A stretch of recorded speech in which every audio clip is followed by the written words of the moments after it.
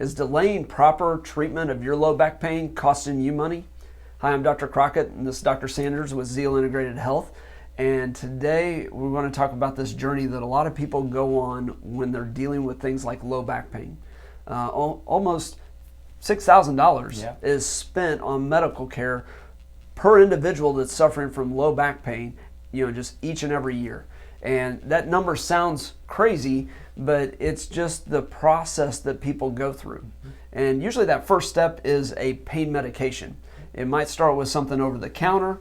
It progresses into, from ibuprofen and Tylenol into maybe opioids and muscle relaxers and those factors. But what are some of the dollars that we see when we look at this kind of stuff? So just those NSAIDs alone, just ibuprofen, Tylenol, Motrin, just those alone, Americans spend $1.9 billion. It's crazy. Every just year. Something off the shelf, just right? off the shelf. And then you go into opioids, you're looking at $3.6 billion, and that's down from what it used to be. Thank goodness, the government more kind of focus on it. Put less focus on the opioids because of the troubles it has caused. And then you look at other medicine stuff to just help a little bit with arthritis, and muscle relaxers that people get prescribed left and right when they come in with low back pain. Those sort of things are costing Americans $12.3 billion every year. You add all those up, that's $17 billion just on a handful of pills that you take each day. And it's not really addressing the problem, it's just trying to shut off those pain receptors and really turn off some of the muscle spasms that are associated with this type of pain. So after the pills, what we see is, okay, the pills aren't working, been trying that for a couple months, so what's the next step? It's usually physical therapy.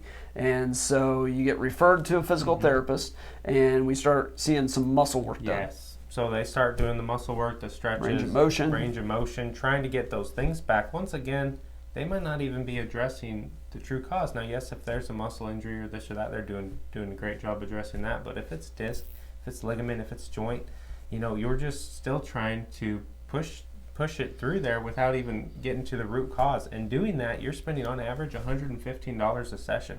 It ranges. Different parts of the United States are lower and higher, but on average, $115 a session. $2,200 for a course of physical therapy. Once again, not even getting to the root cause. And just working on some of the muscles. So you see, a lot of times these things, if it's muscle related, it works very well, but if it's not, then this disease continues to progress. The frustration builds, I would say, for the patient. And so the next step is typically in this process is either some doctor prescribing injections, possibly even moving into the surgical realm and the cost associated with some of those things. And the worst cost is the time. So you can get an injection, they'll say, we'll give you 3 to 6 months to see how it does. In that 3 to 6 months, what's that injury doing in your low back? It's getting worse. It's a lot of times degeneration and things like that are occurring. And then after that, surgery. That's the last route. That's all that's left to do. And if you look at just the cost of a surgery, you look at some of the statistics on that, it can be anywhere from $65,000 to $100,000 just if they fuse one level in your spine.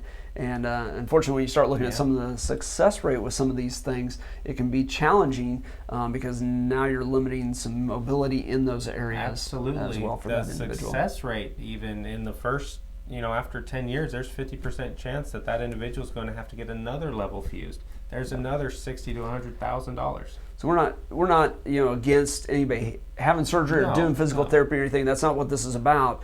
There are people that need to have surgery. We refer people for surgery every day. There's people that need physical therapy, and we refer them for physical therapy.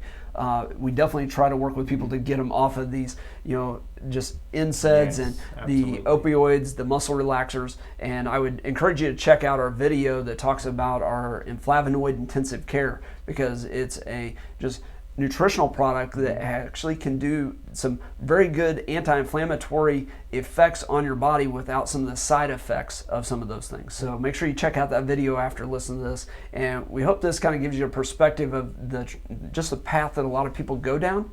And we want to point out that there is an alternative, this chiropractic approach where just getting in and getting an evaluation to really identify what's really causing this. Is it related to the joints? Is it related to the muscles? Physical therapy might be the right approach with this, but it also may be something that's underlying that, and it could be related to the spine, the disc, and those things, and that's what we deal with a lot of times in our practice. So remember to subscribe, like and share this and check out that other video on the flavonoid intensive care.